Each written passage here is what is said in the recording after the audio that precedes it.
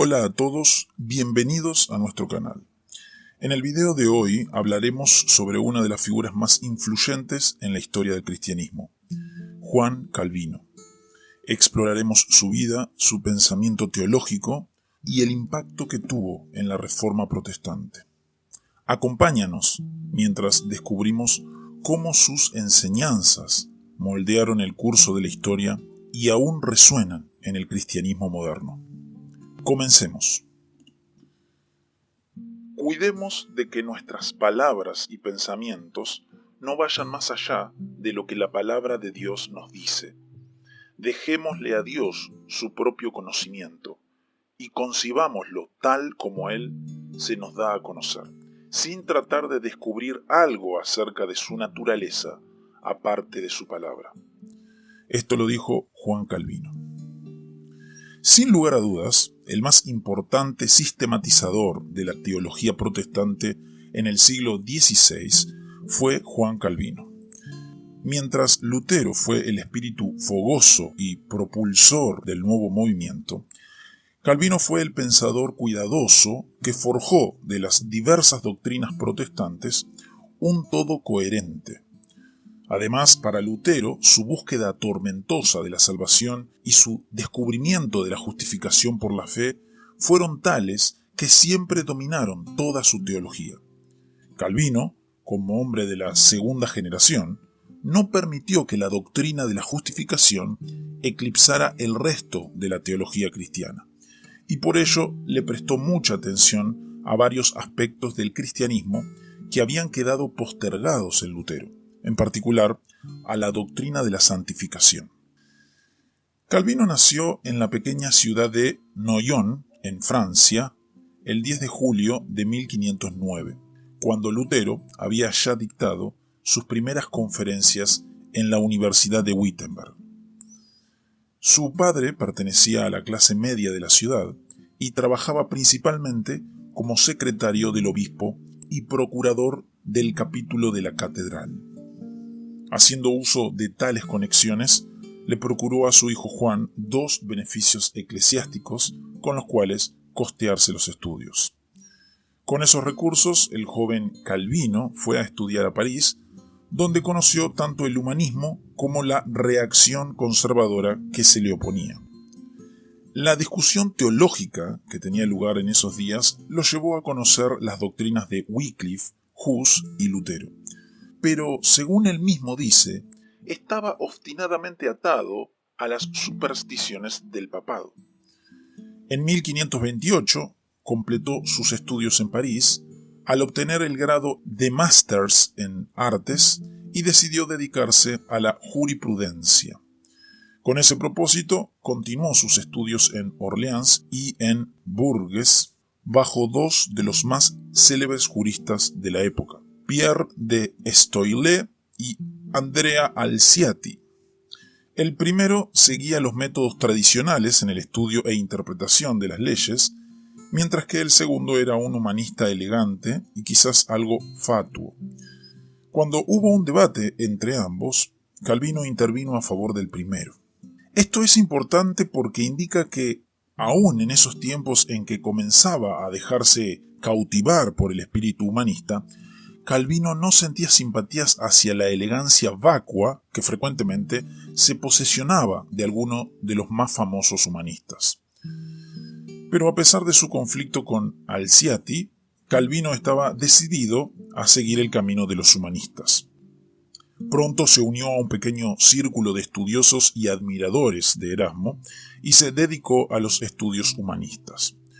Luego, aunque recibió su licencia para practicar la abogacía en 1530, su principal ocupación durante los próximos 2 años parece haber sido la preparación de un comentario acerca de la obra de Séneca, De Clemencia.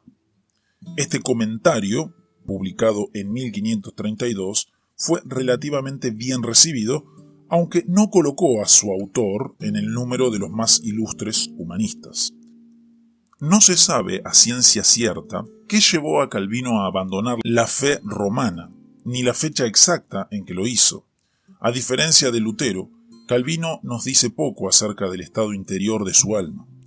Pero lo más probable parece ser que en medio del círculo de humanistas en que se movía, y a través de sus estudios de las Escrituras y de la antigüedad cristiana, Calvino llegó a la convicción de que tenía que abandonar la comunión romana y seguir el camino de los protestantes.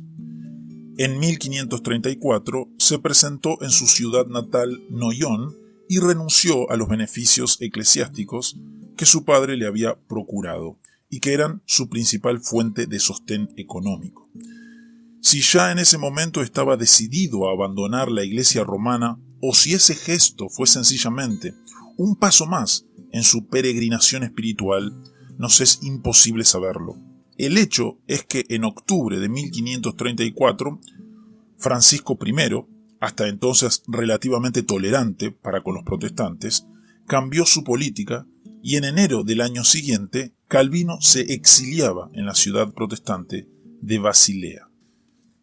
Calvino se sentía llamado a dedicarse al estudio y las labores literarias. Su propósito no era, en modo alguno, llegar a ser uno de los jefes de la Reforma, sino más bien encontrar un lugar tranquilo donde estudiar las Escrituras y escribir acerca de la nueva fe.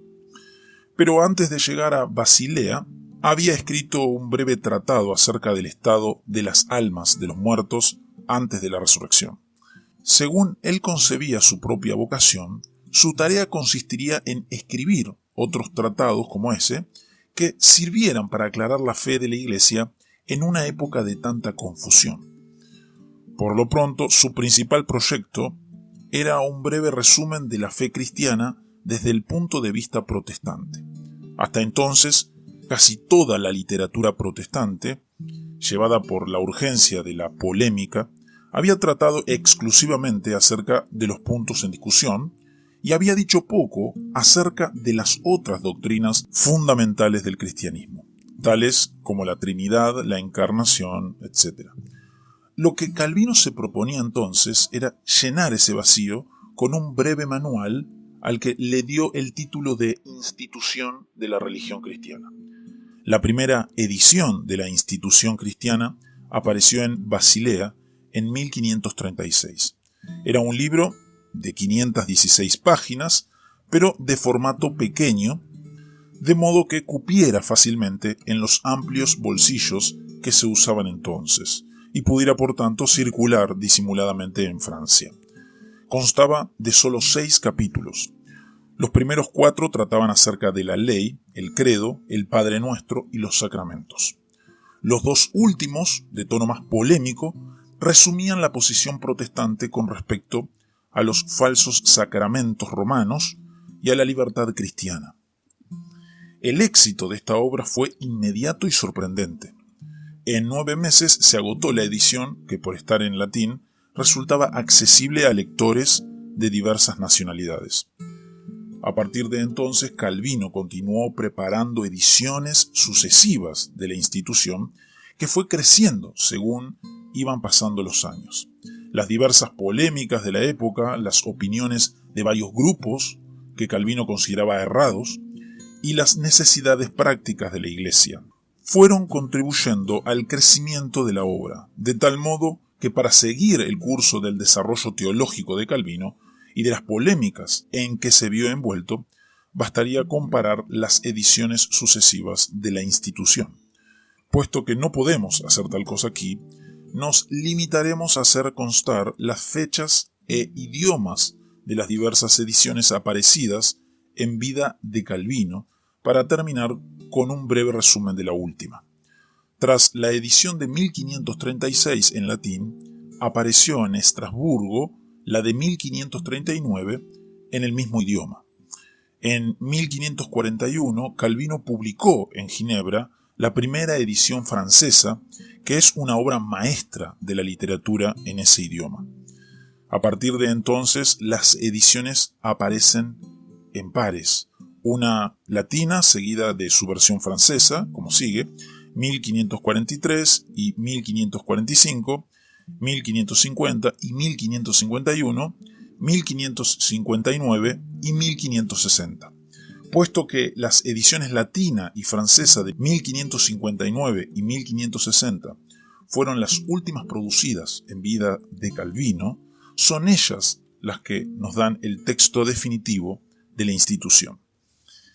Ese texto definitivo dista mucho de ser el pequeño manual de doctrina que Calvino había tenido en mente al publicar su primera edición, pues los 6 capítulos de 1536 se han vuelto 4 libros con un total de 80 capítulos. El primer libro trata acerca de Dios y su revelación, así como de la creación y de la naturaleza del ser humano, pero sin incluir la caída y la salvación. El segundo libro trata acerca de Dios como Redentor y del modo en que se nos da a conocer, primero en el Antiguo Testamento y después en Jesucristo. El tercero trata acerca de cómo, por el Espíritu, podemos participar de la gracia de Jesucristo y de los frutos que ello produce. Por último, el cuarto trata de los medios externos para esa participación, es decir, de la Iglesia y los sacramentos. En toda la obra se manifiesta un conocimiento profundo, no solo de las Escrituras, sino también de los antiguos escritores cristianos, particularmente San Agustín, y de las controversias teológicas del siglo XVI. Sin lugar a dudas, esta fue la obra cumbre de la teología sistemática protestante en todo ese siglo. Calvino no tenía la menor intención de dedicarse a la vida activa de sus muchos correligionarios que en diversas partes llevaban a cabo la obra reformadora. Aunque sentía hacia ellos profundo respeto y admiración, estaba convencido de que sus dones no eran los del pastor ni los del adalid, sino más bien los del estudioso y el escritor. Tras una breve visita a Ferrara y otra a Francia, decidió establecer su domicilio en Estrasburgo, donde la causa reformadora había triunfado y donde había una gran actividad teológica y literaria que le parecía ofrecer un ambiente propicio para sus labores. Sin embargo, el camino más directo hacia Estrasburgo estaba cerrado por razones de una guerra y Calvino tuvo que desviarse y pasar por Ginebra.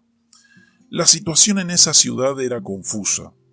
Algún tiempo antes, la ciudad protestante de Berna había enviado misioneros a Ginebra y estos habían logrado obtener el apoyo de un pequeño núcleo de laicos instruidos que ansiaban la reforma de la Iglesia, y de un fuerte contingente de burgueses cuyo principal deseo parece haber sido lograr ciertas ventajas y libertades que no tenían bajo el régimen católico.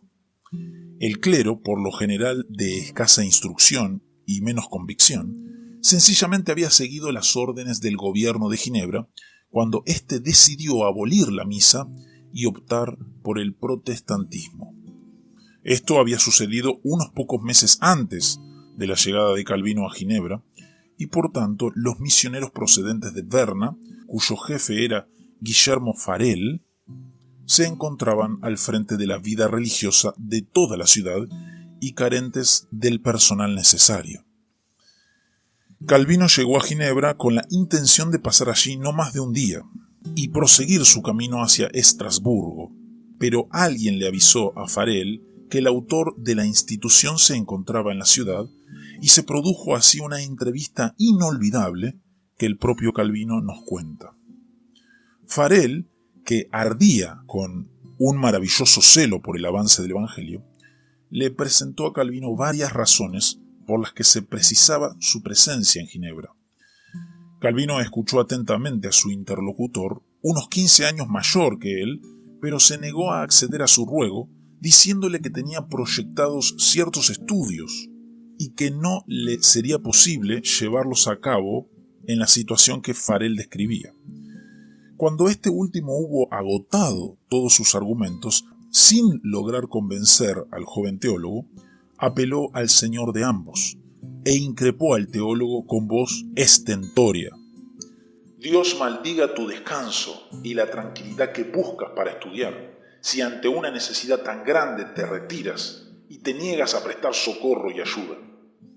Ante tal imprecación, nos cuenta Calvino, esas palabras me espantaron y quebrantaron, y desistí del viaje que había emprendido. Y así comenzó la carrera de Juan Calvino como reformador de Ginebra. Aunque al principio Calvino accedió sencillamente al permanecer en la ciudad y a colaborar con Farel, pronto su habilidad teológica, su conocimiento de la jurisprudencia y su celo reformador hicieron de él el personaje central en la vida religiosa de la ciudad, mientras Farel gustosamente se convertía en su colaborador. Sin embargo, no todos estaban dispuestos a seguir el camino de reforma que Calvino y Farel habían trazado.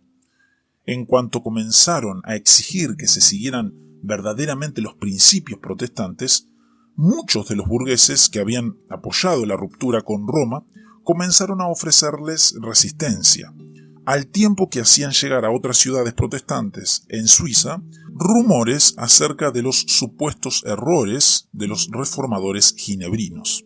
El conflicto se produjo, por fin, en torno al asunto del derecho de excomunión. Calvino insistía en que, para que la vida religiosa se conformara verdaderamente a los principios reformadores, era necesario excomulgar a los pecadores impenitentes, ante lo que parecía ser un rigorismo excesivo. El gobierno de la ciudad se negó a seguir los consejos de Calvino. A la postre, el conflicto fue tal que Calvino fue desterrado. El fiel Farel, que pudo haber permanecido en la ciudad, escogió el exilio antes que servir de instrumento a los burgueses que querían una religión con toda clase de libertades y pocas obligaciones. Calvino vio en todo esto una puerta que el cielo le abría para continuar la vida de estudio y retiro que había proyectado, y se dirigió a Estrasburgo. Pero en esa ciudad el jefe del movimiento reformador, Martín Bucero, tampoco lo dejó en paz. Había allí un fuerte contingente de franceses exiliados por motivos religiosos, carentes de dirección pastoral, y Bucero hizo que Calvino quedara a cargo de ellos. Fue entonces cuando nuestro teólogo produjo una liturgia francesa y tradujo varios salmos y otros himnos para que los cantaran los franceses exiliados.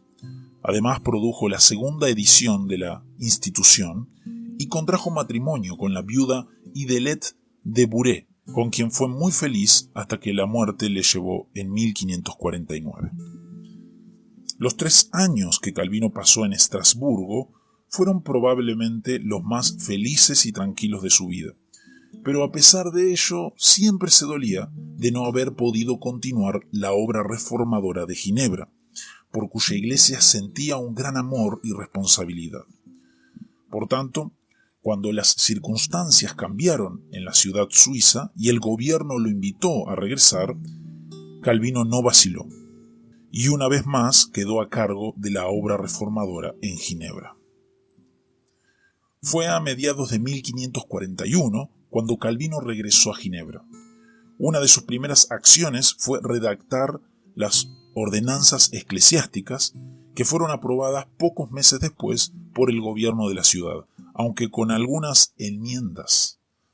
Según se estipulaba en ellas, el gobierno de la iglesia quedaba principalmente en manos del consistorio, que estaba formado por los pastores y por 12 laicos que recibían el nombre de ancianos. Puesto que los pastores eran 5, los laicos eran la mayoría del consistorio. Pero a pesar de ello, el impacto personal de Calvino era tal que casi siempre ese cuerpo siguió sus deseos. Durante los próximos 12 años, hubo conflictos repetidos entre el consistorio y el gobierno de la ciudad, pues el cuerpo eclesiástico, siguiendo la inspiración de Calvino, trataba de regular las costumbres con una severidad que no siempre era del agrado del gobierno. En 1553 la oposición había vuelto a ganar las elecciones y la situación política de Calvino era precaria. Fue entonces cuando comenzó el famoso proceso de Miguel Serveto.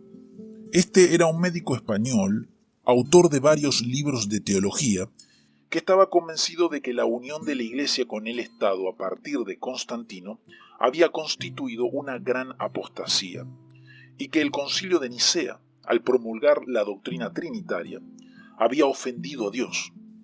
Serveto acababa de escapar de las cárceles de la Inquisición católica en Francia, donde se le seguía proceso de herejía, y se vio obligado a pasar por Ginebra, donde fue reconocido cuando fue a escuchar a Calvino predicar. Fue arrestado y Calvino preparó una lista de 38 acusaciones contra él. Puesto que Serveto era un erudito y además había sido acusado de herejía por los católicos, el partido que se oponía a Calvino en Ginebra adoptó su causa, pero el gobierno de la ciudad les pidió consejo a los cantones protestantes de Suiza y todos concordaron en que Serveto era hereje. Esto acalló a la oposición y se resolvió condenar a Serveto a ser quemado vivo, aunque Calvino trató de que en lugar de ello se le decapitara por ser una pena menos cruel. La muerte de Serveto fue duramente criticada, principalmente por Sebastián Castellón, a quien Calvino había hecho expulsar de la ciudad por interpretar el Cantar de los Cantares como un poema de amor. A partir de entonces, ese incidente se ha vuelto símbolo del dogmatismo rígido que reinaba en la Ginebra de Calvino. Y no cabe duda de que hay mucho de verdad en esto. Pero no se olvide que en la misma época y en diversas partes de Europa, tanto católicos como protestantes estaban procediendo de manera semejante contra quienes consideraban herejes. El propio Serveto fue condenado a la hoguera por la Inquisición francesa, que no pudo llevar a cabo su sentencia por la fuga del reo. En todo caso, después de la ejecución de Serveto, la autoridad de Calvino en Ginebra no tuvo rival, sobre todo por cuanto los teólogos de todos los demás cantones suizos protestantes le habían prestado su apoyo, al tiempo que sus opositores se habían visto en difícil situación de defender a un hereje condenado, tanto por los católicos como por los demás protestantes de Suiza. En 1559 Calvino vio cumplirse uno de sus sueños, al ser fundada la Academia de Ginebra, bajo la dirección de Teodoro de Beza, quien después sucedería a Calvino como jefe religioso de la ciudad. En aquella academia se formó la juventud ginebrina, según los principios calvinistas.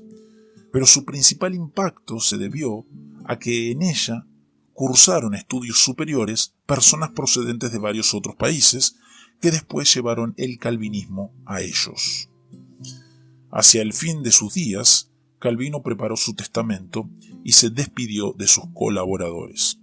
Farel, que se había dedicado a proseguir la obra reformadora en Neuchâtel, fue a ver a su amigo por última vez. Murió el 27 de mayo de 1564. En vida de Calvino, la principal cuestión teológica que dividía a los protestantes, aparte, claro está, de los anabaptistas, era la de la presencia de Cristo en la comunión, que según hemos visto, fue la principal causa de desavenencia entre Lutero y Zwinglio. En este punto, Calvino siguió el ejemplo de su amigo Bucero, el reformador de Estrasburgo, quien tomaba una posición intermedia entre Lutero y Zwinglio. Para Calvino, la presencia de Cristo en la comunión es real, pero espiritual.